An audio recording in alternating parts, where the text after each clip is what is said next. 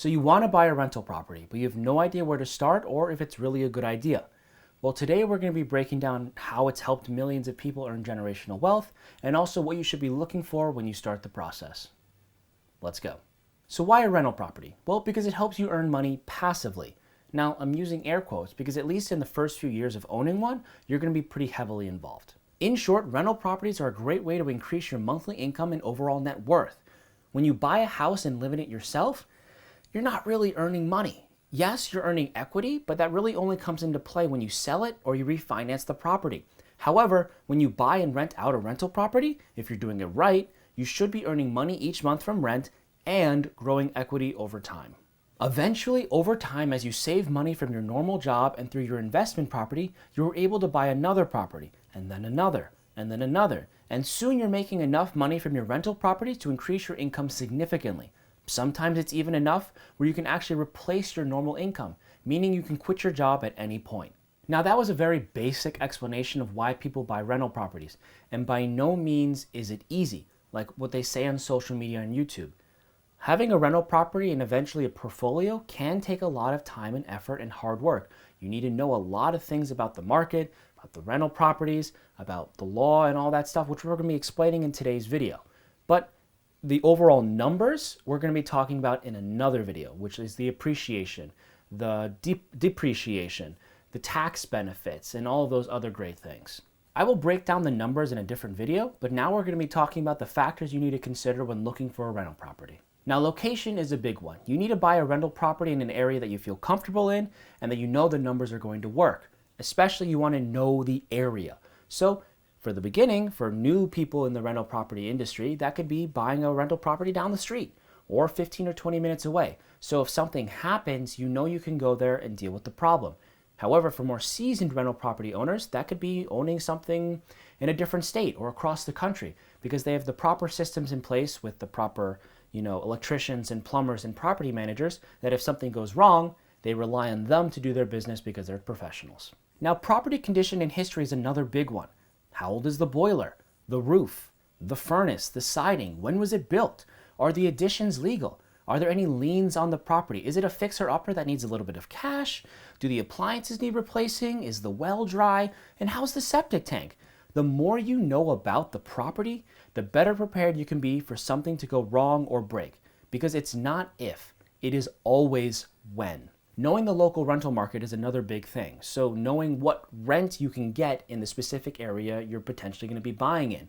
So for my area, for example, I know that a 1-bedroom, 1-bathroom rental property gets between $1,800 and $2,200 a month. However, for an hour north, it can be a couple $100 less. But for an hour south, it can be a couple hundred, if not $1,000 more for that 1-bedroom, 1-bath. It's the exact same thing, but the location is a really big factor in it. Because if the rental market's X and you're asking for 2X, no one's going to come. So just make sure you know from the beginning and see if it works into the numbers. Another thing you need to consider is financing options. How do you plan to buy the property? Is it cash? Is it your cash or is it hard money? What about a loan? Are you doing VA, FHA, conventional, seller financing? All of these different things. The financing you choose needs to align with your goals and your long or short-term plans. The type of loan you can get can affect your monthly payments and cash flow. So these are factors you need to consider from the start because you might be searching for a property, but if the money and the numbers don't work, then you just wasted all of your time. Another thing to consider is expenses because there's a lot of expenses when it comes to owning a property. You have the utilities, so electric, oil, gas, and water. You need to cut the grass, but you also need to plow the snow in the winter. There is insurance to protect you against property damage, liability, and loss of rental income. Also, we can't forget about taxes. You might find a fantastic property, but if you have to pay a stupid amount of taxes per month, then it might not be the property for you. Now, your investment returns is another thing you need to consider when buying a property, because depending on your long or short-term goals, you might want to measure the profitability of your property differently. One thing to consider is that there's forced equity. Let's say you buy a fixer-upper worth $200,000 and you spend about $75,000 fixing it up, and boom, it's now worth around $325,000 or $350,000. You just created $50,000 or $75,000 worth of equity. And should you sell the property, you would make a nice little profit. Another way to determine return is cash-on-cash return. It is when you take the annual pre-tax cash flow and divide it by the total cash invested. So let's say you buy a duplex for $500,000 and your total cash investment is $65,000, which is consistent of your down payment and closing costs. Well, the property has a cash flow per month of $300 or $3,600 a year. 3,600 divided by 65,000 is 5.538 or 5.5% cash on cash return. Now for some that may be worth it, but for others that may want like an 8% or a 12% cash return. Knowing the local law is also another crucial thing you need to do because rental laws can change per state, per city, and per town. So what are the rental laws? What are tenant rights? What is the eviction process like? Is it rent stabilized in your area?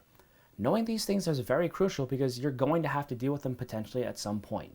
You will need to know the local law to protect yourself and to make sure that you're fulfilling all the obligations as a landlord, because if you're not, Lord knows people will come after you. And lastly, what is your end goal? Because it completely depends on who you are.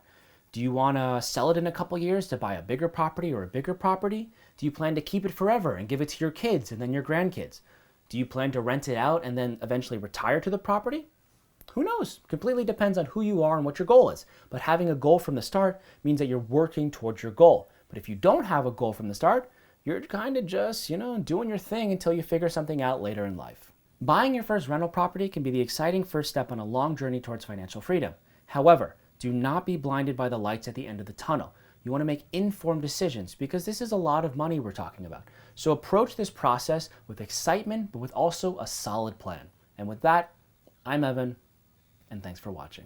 If you liked what you just saw, then click on the video here. Also, if you haven't, like, subscribe, and hit the bell icon so you don't miss any future videos.